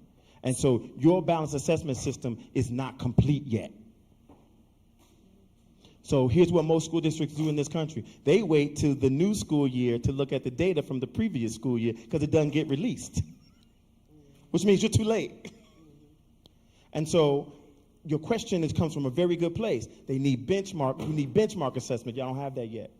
Okay, I'm confused. Yes, ma'am. Because I don't know that I got the I got the answer. I thought yes, ma'am. I knew what you were asking. Yes. But I don't know that and just in terms of what we're using or what in terms to show that there's been success yes, with your program. Yes, ma'am. And so I didn't hear yes, ma'am. what that is. Yes, ma'am. Board Member Williams, I don't use Johnson, I'm sorry. I'm sorry. Board Member, I'm sorry. Board Member, sorry. Johnson, I don't call it program because your teachers will reject it, and they should. Because we're already over-programmatized. It's a program for the program for the program. So I don't have a program for you. I have an approach to teaching and learning. And that approach to teaching and learning is assessed through how well your students in grades 3 through 8 perform on end of grade and end of course assessments. That's my short answer to your question. So not IAR, just no, ma'am, I don't. assessments. Yes, ma'am. I don't own IAR because okay. it is because all of the all along the way formative assessment systems, and IAR is one of them. Mm-hmm. Okay, they assess in a way that's inconsistent with what was just taught. Whereas if you have a balanced assessment system, which ESD 59 does not have yet, a balanced assessment system says, I taught you for 3 weeks, let me assess my teaching. Then I taught you for 6 more weeks, let me assess my teaching. Then I taught you for a whole year, let me assess the strength of my teaching. And so my short answer is end of grade, end of course assessment, because your balanced assessment system has not been constructed yet.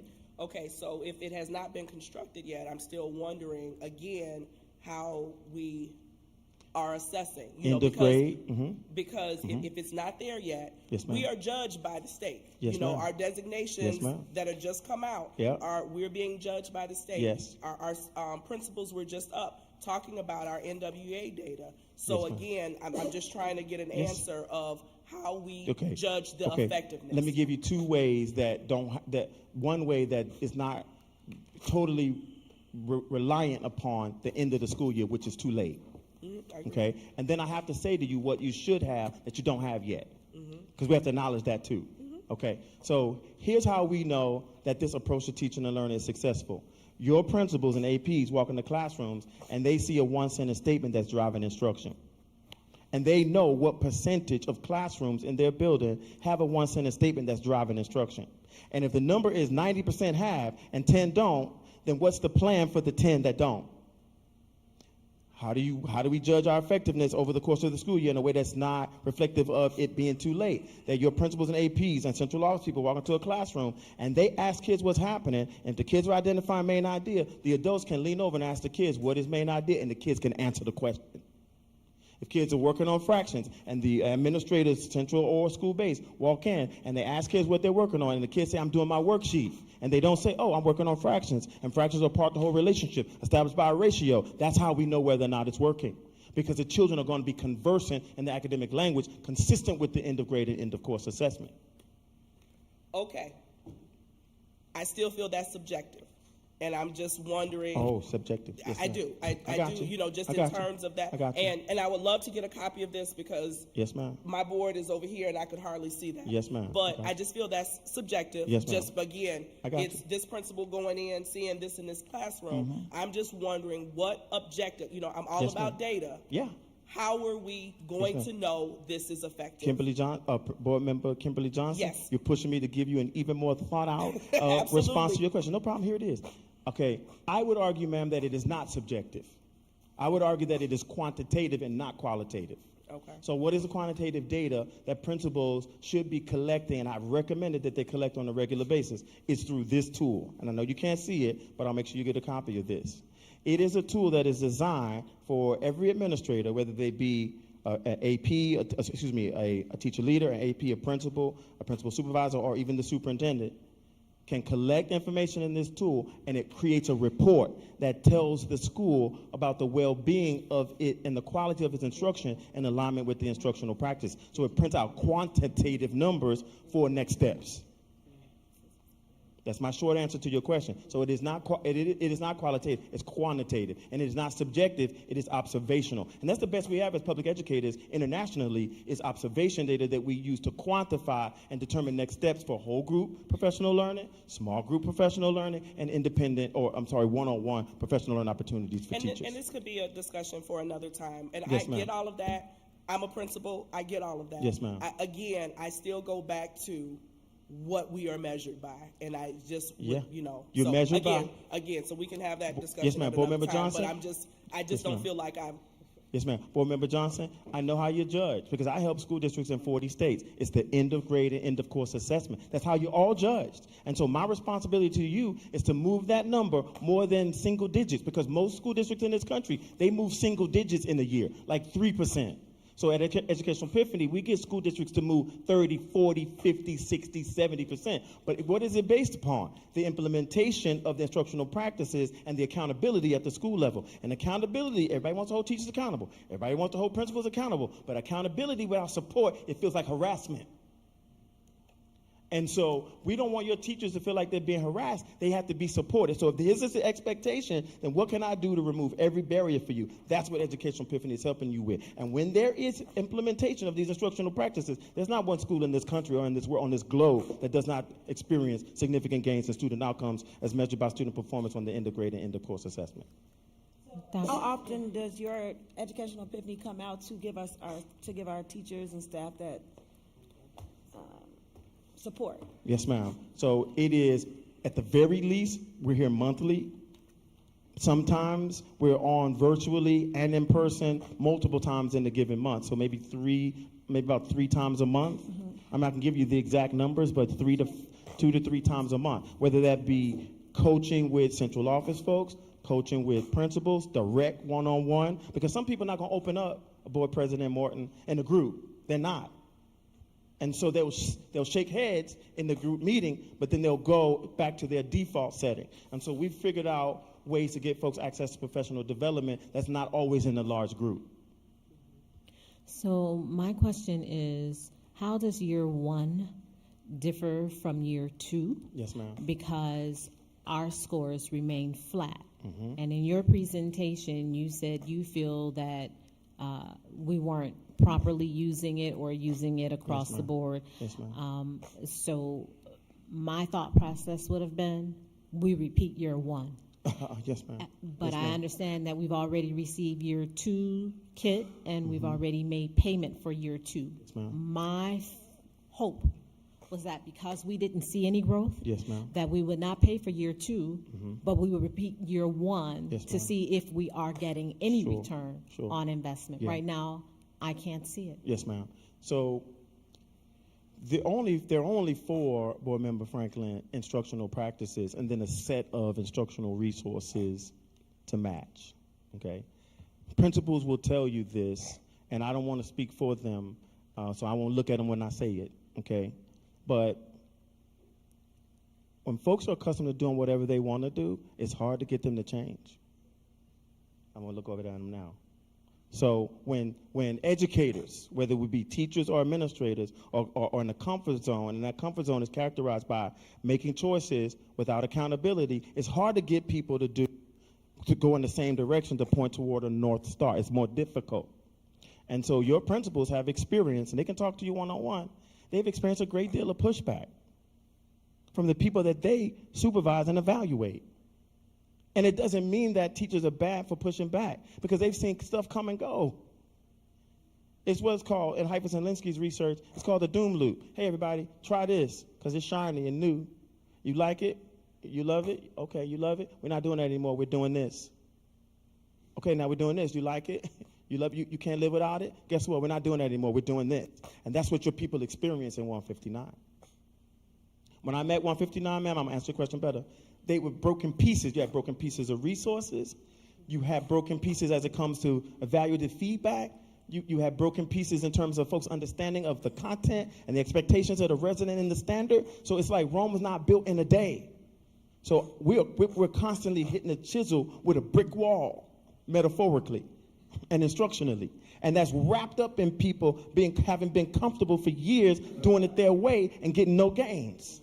That's why I said I would have felt Yes, that a ma'am. repeat of year 1 Yes, ma'am. would have been better than Yes, going ma'am. on to a year Yeah. 2. So what is the difference Yes, ma'am. between I year got you. 1 and year 2? Yes, ma'am. So Because are we building on that, Yes, ma'am. or are we going back over concepts that you're you a student. feel weren't there? Yes, And, ma'am. and if you're not going to just go over those concepts, are you building on concepts that Yes, ma'am. haven't been? Yes, ma'am. Yes, ma'am. Your question is astute, and it shows your insight. And so, yes. So in year 2, principals will tell you, the superintendent, Tanya Fields, will tell you that we went back to things that should have already been mastered from year 1. But people watch to see, is it going to change, or are we going to go in a different direction? Because they've been traumatized by public education leadership. And so what are we doing? We went 4 instructional practices. There's evidence, and growing evidence, because of the instructional leadership of the folks who are in the room, there's growing evidence that instructional practice 1 and 2 have taken root in a way that they did not take root last year. And so when I walk your classrooms, I don't lie to people and say, oh, this is wonderful. I tell people, did you get the PD? Did you get the resource? And they're like, oh, we're Fentanyl. They got the Fentanyl spirit. And so I've dealt with the fitness spirit, and I'm saying now, everybody, this is not going anywhere, because this is just right for kids. It's just best practice. It's not a program. It's just best practice. And so now folks are saying, oh, it's not going anywhere. So now when you walk the classrooms, you see significant evidence of what you did not see last year. And what we're doing on top of that is we're layering the additional instructional practices, which is the gradual release of responsibility, teaching kids to write, and using manipulatives in math classrooms. Because the first year, they half did. And this is not an indictment, y'all. It's just a reality. And it happens in places where folks have been accustomed to hands off the instructional leadership wheel. Is there a digital format to those flashcards? Because Yes, one ma'am. of the concerns that I've heard is that the print is so small that if you're trying to hold up something basically this size, it's Yes, kind of ma'am. difficult to teach from Yes, the front ma'am. of the class. So you do have The digital. digital version is available. Yes, ma'am. It is And available. It's but available to district- you. Yes, for your district. Okay. They have it. Yes, ma'am. And they were never designed to be held up in front of the kids in the classroom. They were designed for small group instruction. Okay. Mm-hmm. If you're going to use it for whole group instruction, like I pulled from it today from whole group instruction, you know what I did? When I had the card in my hand, I walked around in front of kids like this with the card so they could see it. But that was never the intentional use of it. It's whole group. It's for small group, and it's for student-directed centers. So when students are with a peer sitting at a table together, they can flash the cards with each other for that purpose. Yes, ma'am. Good question. Any others from the board or from the community? So because you have another year contract and you begin to notice no change, is it a benchmark or a time where you will come in and say, hey, I see it's still not working, let me push Yes, for something ma'am. different? Or Yes, ma'am. so that we can see at least some growth within the 2 years? Yes, ma'am. That's why I came personally, when was it, Assistant Superintendent Fields, was it 2 weeks ago? September the 20th. And I walked every classroom, and I didn't let people tell me where to go. And I didn't announce my arrival. Right. Because people can put on a show for you Right. if they know you're coming. And I'm not interested in a dog and pony show. I'm interested in children getting access. Right. And so based upon what I saw, I've had conversations with principals about what I saw. Individual coaching. And I told them the truth, and they told me the truth. And they talked to me about their barriers. And one of your chief barriers, I'm not saying anybody told me this, I'm separating myself, in the country, is that people think, hey, it won't last. So they decide, I'm going to hold out for a little while longer and not do it. And then guess what happens? People give in. So then what is it? What should we do? Teach people what we want them to do, and don't let it feel like it's happening to them, but that it's happening for them and through them instead. And that's what we're doing, one classroom at a time. And the demonstration lessons that we did today, I'll make sure you get it because you wanted to see the PowerPoint. There's a video in there where teachers are literally getting ahas and saying, oh, that's all y'all asking us to do? The video. Because it's one thing to tell people something, I'm sorry, but it's another thing to show them, and we showed them today. Yes, ma'am. The video that we watched where we listened to the young man break down the definition and tell it to you, what course was that? English. It was sixth grade English. So that's one of my questions. This Yes, seems ma'am. to be really good for literacy, seems to be really good for like your English classes. But how do you make this work in a math class and not Yes, ma'am. lose instructional time on math? Ooh, that's a good question. So let's say that kids have to, Board Member Franklin, let's say that kids have to, in 8th grade, identify a function table, complete a function table, okay? Complete a function table. It's on there, on the mathematics. And they have to, on the NWEA, they have to graph and describe the relationship between the X and the Y. Literacy, reading is, I can read what's on the paper and I can understand what's on the paper. But literacy is bigger than reading. Literacy is, I can engage in any content area at my appropriate level of development. So literacy belongs in math. Literacy belongs in social studies. Literacy practices belong in science. They belong in art. They belong in health. Now, reading is different. Reading is, this letter makes that sound. But literacy is, I understand the language at a sophisticated level in mathematics. Even though I'm in math, I'm still becoming more literate in math. And so there are children in your district right now. If I say to them, what is a function table? They cannot tell me. If I say to them, what does a function table have to do with graphing and describing the relationship between the dependent and independent variable? They're going to say to me, who, what? So literacy is saying, hey, kids, I'm going to give you all a piece of scratch paper. Tell me, what's a function table? And you know what they're supposed to write on there? They're supposed to write input-output chart with X's and Y's. That's what they're supposed to say. But right now, they can't answer that question. So it is not taken away from instruction to teach kids what a function table is, because the writers of the assessment are going to ask them to complete one and graph the X and the Y values. So it's literacy. Okay, kids, you're going to graph and describe the relationship between the dependent and independent variable. What do you need to know to graph? You got to know the coordinate plane. Which quadrant is 1? Which quadrant is quadrant 2? Which quadrant is quadrant 3? Which quadrant is quadrant 4? That's literacy in mathematics. Okay, you got a point of origin. What's the point of origin? Everybody point to the point of origin. Kids can't point to the point of origin. It's 0 to 0 on the coordinate plane. Okay, kids, what is the dependent variable? What does that mean? It depends upon what? And what's the independent variable? It means it's not dependent upon something else. And so literacy is pushing language into math. And right now, here's what people in America and in your district will do. And it's not indicting them, it's a reality. Hey, y'all, we got to finish this curriculum. We got to hurry up. Come on, y'all, do these math problems. They have no business doing the math problems. They don't understand the language of the math problems.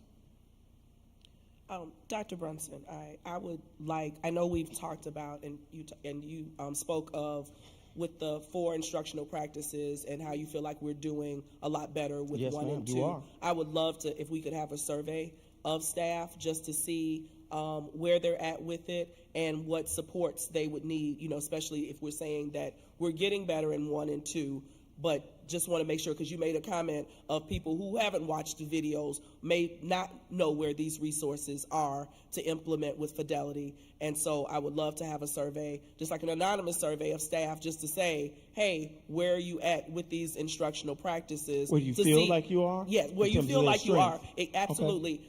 Especially because, for what you said, you feel like you see us better with 1 and 2. Yes. But I want to see if our staff is feeling Believe like that they're better. Absolutely. Okay, that's fair. That's fair. And look, principals, they will tell you that that you got a handful of people. And I said, you can't worry about the handful of people that are fighting and scratching you all the way. Help the people who are willing to help children. So you're never going to get everybody to do anything, because some people hate everything. And I can't be bothered with that. I got to help the masses help children. Okay? Yes, ma'am. Thank you. Board Member Johnson. All right. Looks like y'all going to let me retire tonight. Thank you. Thank you.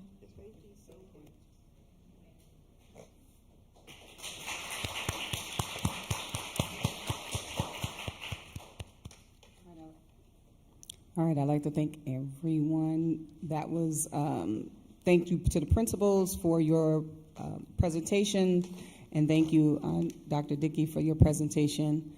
We're going to move on with the rest of our agenda, but before we move on to the last part of the agenda is that I want to make sure that this is something that we are saying to all teachers in every single classroom. We have the right people who are here to support.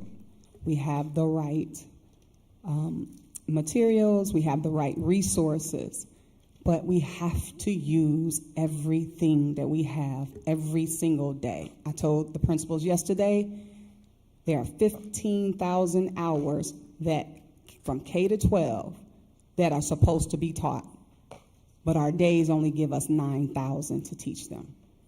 So no minute should be lost, and no minute should be spent not teaching our children. And that's what we're doing, and that's where we're going, but it's going to take time, and it's going to take all of us being committed to do so. Thank you.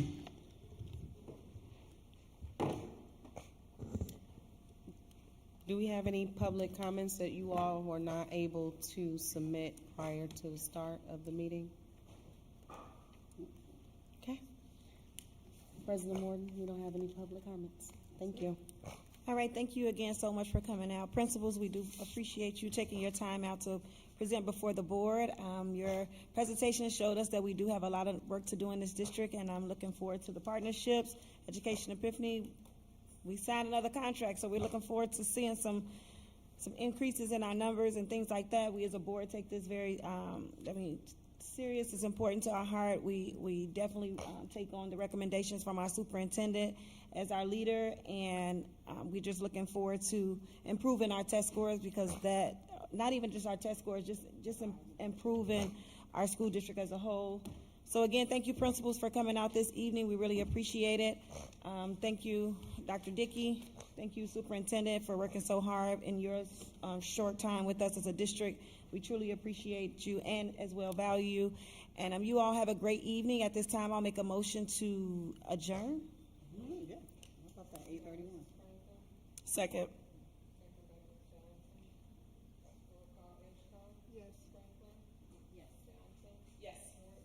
Yes.